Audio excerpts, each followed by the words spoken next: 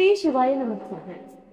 मराठी धार्मिक कथा या यूट्यूब चॅनलमध्ये आपल्या सर्वांचं स्वागत आहे. आज आपण रामायणामधील एक अद्भुत व सुंदर अशी कथा ऐकणार आहोत. माता सीता रावणाच्या लंकेमध्ये किती दिवस होती व त्यावेळी त्यांचे वय किती होते, त्याचबरोबर वनवासाला निघाल्यानंतर रामाचे वय किती होते व रामाने लंकेमध्ये किती दिवस वास्तव्य केले आहे याविषयीची कथा आपण सविस्तर ऐकणार आहोत.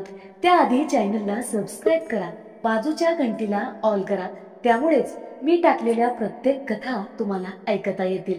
रामायण हे एक अद्भुत महाकाव्य आहे. संपूर्ण जीवन झिजवले तरी राम समजला असे म्हणता येणार नाही. देवी सीता ही जनकाची पुत्री होती.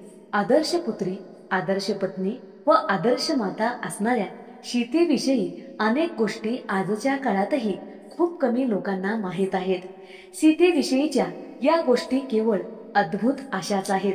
चला तर मग जाणून घेऊयात माता सीतेविषयीच्या अज्ञात व न ऐकलेल्या कथा. श्री विष्णूंनी 7वा अवतार श्रीरामाच्या रूपात घेतला हे सर्वांनाच माहीत आहे.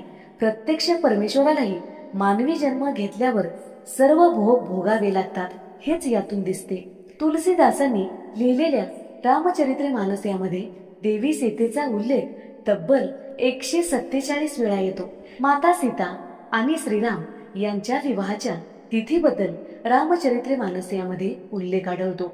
मार्गशीर्ष महिन्याच्या शुद्ध पंचमीला राम व सीतेचा विवाह झाल्याचे तुळशीदास आपल्या रामचरित्र या ग्रंथात सांगतात. राजा दशरथाकडून वचन घेऊन राणी कैकेयीने श्रीरामाला 14 वर्ष वनवासास पाठवले. श्रीरामांना वनवासात जावे लागणार म्हटल्यावर देवी सीताही वनवासास जाण्यास निघाल्या. श्रीराम म्हणतात, सीते, तू राजकुमारी आहेस. वनवासातील वातावरण तुला सहन होणार नाही. तू राजवाड्यात राहावे असं मला वाटते.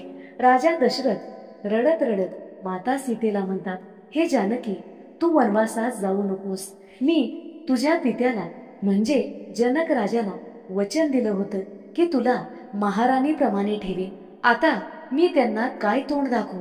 माता सीता म्हणते, महाराज, मला माफ करा, पण मला यांच्यासोबत वनवासामध्ये जाऊ द्या. मला माझ्या पतीच्या सेवेपासून वंचित करू नका. पतीची सेवा करण्याचे सौभाग्य माझ्याकडून हिरावून घेऊ नका.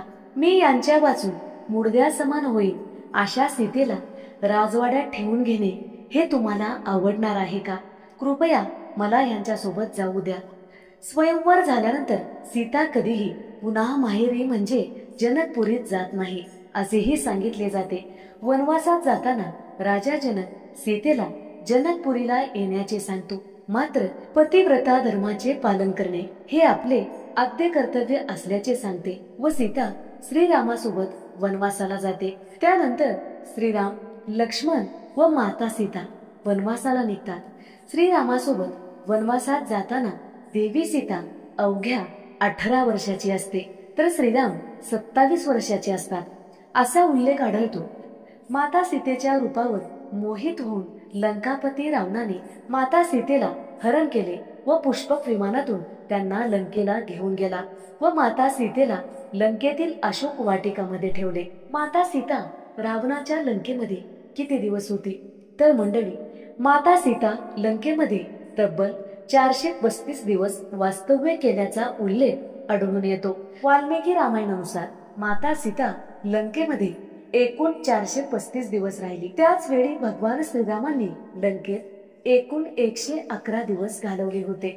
या आकड्याच्या मागे रावणाच्या विनाशाचे रहस्य दडलेले होते. ते कसे आपण बघूया.